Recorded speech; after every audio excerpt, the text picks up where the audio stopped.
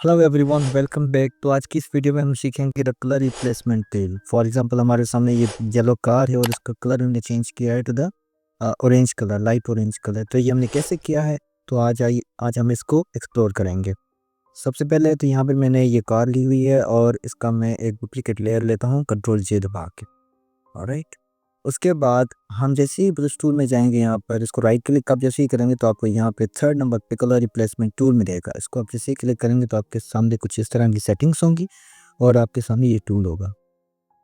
Right, तो सबसे पहले हम बात करते हैं सेटिंग्स की। सेटिंग में हम साइज, हार्डनेस, स्पेसिंग, एंगल, ये ब्रश टूल की हम सारी पिछली वीडियोस में सीख के आए हैं। बात करते हैं मोड की, तो हमारे पास 4 मोड्स होते हैं। फर्स्ट वन होता है ह्यू का मतलब होता है कोई भी कलर है। फॉर एग्जांपल येलो कलर है तो इसके सबसे लाइट कलर और इसके सबसे डार्क जो शेड होगा, इसके बीच में जितने भी शेड्स होते हैं वो ह्यू कहलाते हैं। उसके बाद सैचुरेशन होती है। सैचुरेशन बेसिकली किसी भी कलर के, लाइट कलर के जितने भी शेड्स होते हैं उसको हम कहते हैं सैचुरेशन। कलर हमारा नॉर्मल कलर होता है। और ल्यूमिनोसिटी जो होता है बेसिकली ये होता है, जब हम ल्यूमिनोसिटी को यूज़ करते हैं तो जो कलर हम यूज़ कर रहे हैं इस पर और जो इस ऑब्जेक्ट का कलर है, इन दोनों के जो डार्कर शेड्स होंगे उनको मिक्स करके जो कलर बनता है उसको हम कहते हैं luminosity. Most of the time, I would say 90% of the time ये तीनों जो मोड्स हैं हमारे वो यूज़ नहीं होते। नॉर्मली हम कलर को ही यूज़ कर रहे होते हैं। उसके बाद हमारी थर्ड सेटिंग है। अगर हम पहले इनको यूज़ करके देखें तो मैं आपको दिखा देता हूँ। फॉर एग्जांपल यहाँ पे अगर मैं ग्रीन कलर दे देता हूँ, लाइट ग्रीन, तो अब इसके जितने भी डार्क कलर्स होंगे वो सारे ये यूज़ कर रहा होगा। जितने भी मतलब इसके शेड होंगे वाइट से लेकर ब्लैक तक। बट ये प्रॉब्लमेटिक होता है, कहीं पे कैसा होता है, कहीं पे कैसा होता है। आप देख सकते हैं कि ये यहाँ पे लाइट हो गया, यहाँ पे डार्क हो गया, क्योंकि ये सारे के सारे शेड सब चुप कर रहा होता है। उसके बाद हमारे पास सैचुरेशन होता है। ये सिर्फ लाइट जो हमारे इसके शेड्स होंगे वो यूज़ करेगा। तो आप देख सकते हैं यहाँ पे कोई भी शेड नहीं आ रहा। उसके बाद हमारे पास ल्यूमिनोसिटी है। अब वो क्या करेगा, बेसिकली ग्रीन का शेड और इस येलो का शेड, इनकी जो डार्क शेड्स होंगे उनको मिक्सअप करके एक शेड बनाएगा और वो यहाँ पे कलर अप होगा। तो ये तीनों शेड्स नॉर्मली यूज़ में नहीं आते। ये इनकी रेयर सिचुएशंस होती हैं जहाँ पे ये तीनों जो शेड्स होते हैं वो यूज़ होते हैं, मोड यूज़ होते हैं। But normal most of the time we use colour mode. इसका फ़ायदा ये है कि अब बेसिकली क्या है कि अल्टर दबा के सबसे पहले तो मैं इसका साइज़ बड़ा कर देता हूँ। अब ये खुद ही सैम्पलिंग करेगा, खुद ही कलर करेगा लाइक दिस। अब बेसिकली ये काम कैसे करता है, सबसे पहले अगर हम बात कर लें तो ये जो प्लस साइन आपको शो हो रहा है इसके थ्रू ये सैम्पलिंग करता है। ये कलर लेता हूँ थोड़ा सा लाइट। सैम्पलिंग का मतलब होता है कि जो कलर इसको दिख रहा है उसको एज अ सैंपल लेता है और उसको चेंज करता है। लाइक अगर मैं येलो कलर का सैंपल ले रहा हूँ तो ये सिर्फ येलो पे ही काम करेगा। ठीक है, अब आप देख रहे हैं ये ब्लैक पे काम नहीं कर रहा और किसी भी कलर पे काम नहीं करेगा अनलेस आपका जो प्लस है वो उस कलर की सैम्पलिंग ना करे। मतलब ये ब्लैक पे काम तब तक नहीं करेगा जब तक इस प्लस को मैं इस ब्लैक तक लेके ना, और देख सकते हैं। तो this plus sign is basically mean to sample the colour. Alright, उसके बाद आपके पास ये कुछ ऑप्शंस होते हैं जिसमें आपका सबसे पहला आता है कॉन्टीन्यूस। अब कंटिन्यूस सैम्पलिंग क्या करता है, कंटिन्यूस सैम्पलिंग बेसिकली ये कंटिन्यूसली सैम्पलिंग करता रहता है लाइक दिस। तो मतलब अगर ये यहाँ से यहाँ तक आ गया तो इसने आप देख सकते हैं कि ये कलर यहाँ पे चेंज हो गया, क्योंकि ये कंटिन्यूसली सैम्पलिंग कर रहा है। जहाँ जहाँ पे ये प्लस साइन जा रहा है वहाँ पे ये सैम्पलिंग कर रहा है लाइक दिस। ये ब्लैक पे आ गया तो ब्लैक पे कर रहा है, अगर ये वाइट पे आ जाता है तो वाइट पे सैम्पलिंग कर रहा है। ठीक है, अगर ये लाइट ब्लू पे आ रहा है तो ये लाइट ब्लू की सैम्पलिंग कर रहा है।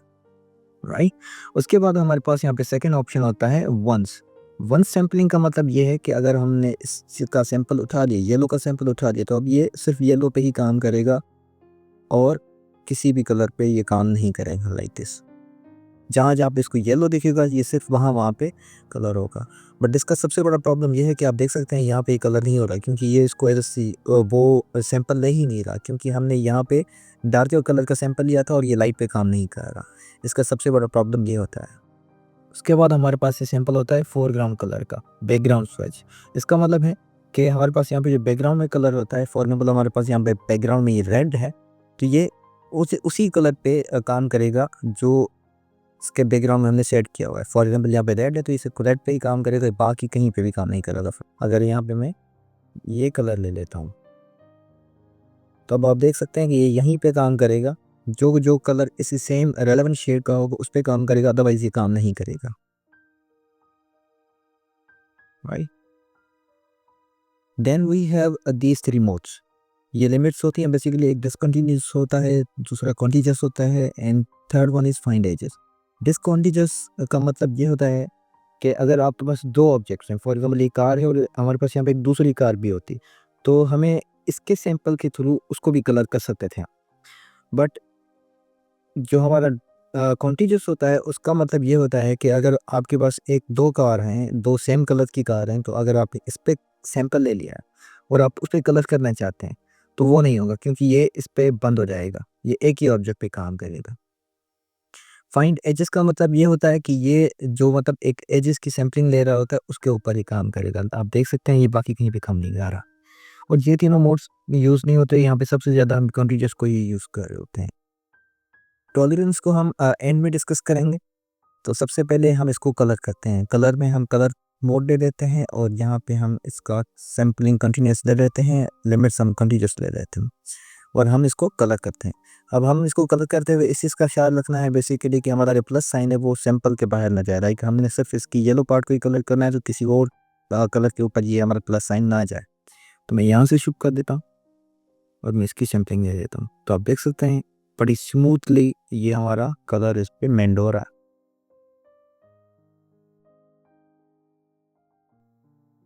आपने बस एक ही चीज़ का ख्याल रखना है कि आपका जो प्लस साइन है वो आपके सैंपल के ऊपर हो, आपकी ब्रश के एजेस कहाँ जा रहे हैं डजंट मैटर। ये बेशक बाहर भी चले जाएं तो ये बाहर इफेक्टेबल नहीं होंगे, क्योंकि आप सैम्पलिंग पे मतलब जब आप सैंपल कर रहे हैं कलर उसी पे ही काम करेंगे। Like this.